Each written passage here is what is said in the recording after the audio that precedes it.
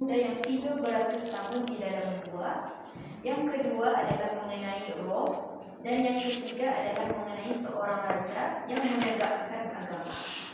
Okey, jadi selepas orang musyrikin ini balik ke Mekah untuk menanyakan persoalan itu kepada Nabi Muhammad, Nabi pun kamu mendapat jawabnya. Esok lusa ada ni wahyu turun.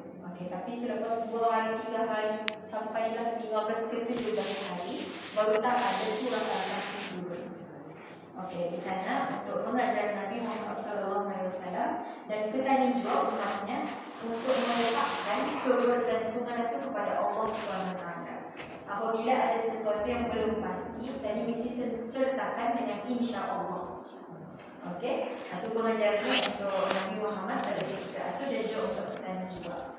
Okey, dalam surah Al-Kahfi ada jawapan-jawapan bagi semua itulah.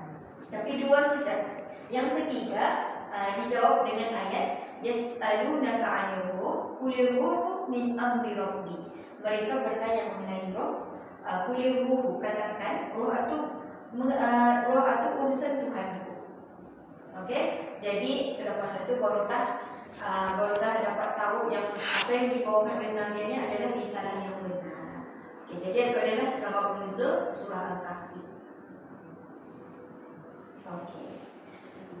4 kisah utama dalam surah Al-Kahfi. Yang pertama, yang paling terkenal mengenai Ashabul Kahfi. Kenapa dinamakan Al-Kahfi yang dijual? Al-Kahfi maksudnya gua.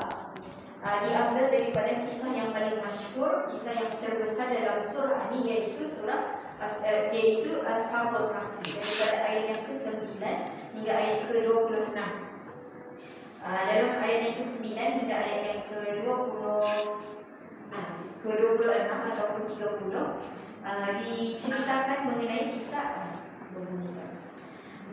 kisah Ashabul Kahfi. Okey, ini secara rumusan saja dulu. InsyaAllah saya akan bercerita dengan lebih dalam semasa sesi tadabbur nanti. Ashabul Kahfi ini mengenai pemuda-pemuda yang lari daripada raja yang bersifat kuku besi, raja yang zalim. Ketika itu raja itu ia memastikan kaumnya untuk menyembah berhala. Jadi ketika itu pemuda-pemuda ni, diorang ni anak-anak pembesar. Ini dalam kitab tafsir Ibnu Katsir. Ketika itu nama raja itu silap Raja Deqiyanus.